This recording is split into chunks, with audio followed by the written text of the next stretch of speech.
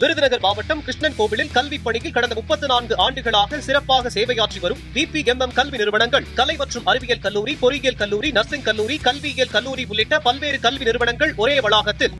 மாணவர்களின் போராடும் உரிமையை எவரும் தடுக்க முடியாது என உச்சநீதிமன்றம் கருத்து தெரிவித்துள்ளது.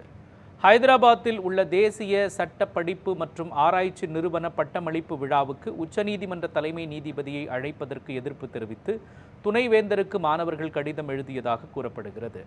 இதுபோன்ற நடவடிக்கைகளில் மாணவர்கள் இறங்கினார் பார் கவுன்சிலில் பதிவு செய்ய முடியாது என்று இந்திய பார் கவுன்சில் தலைவரும் பாஜக எம்பியுமான மன்னன்குமார் மிஸ்ரா எச்சரிக்கை விடுத்தார். தேசிய சட்டப்படிப்பு மற்றும் ஆராய்ச்சி நிறுவனத்தின் 2026ஆம் ஆண்டு மாணவர்களை மாநில பார் கவுன்சிலில் வழக்கறிஞர்களாக பதிவு செய்யக்கூடாது என்று ஒரு சுற்றறிக்கை அனுப்பியதாகவும் கூறப்படுகிறது. இது பெரும் சர்ச்சையாக மாறிய நிலையில் சுற்றறிக்கை திரும்ப பெறப்பட்டது.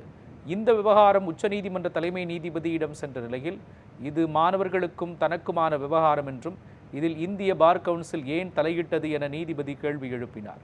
மாணவர்களுக்கு போராடும் உரிமை உள்ளது எனவும் அவர்களை இந்திய பார் கவுன்சிலால் தடுக்க முடியாது எனவும் தெரிவித்த நீதிபதி, இந்திய பார் கவுன்சில் தேவையில்லாத நடவடிக்கையில் இறங்கி வருவதாக அதிருப்தி தெரிவித்தார்.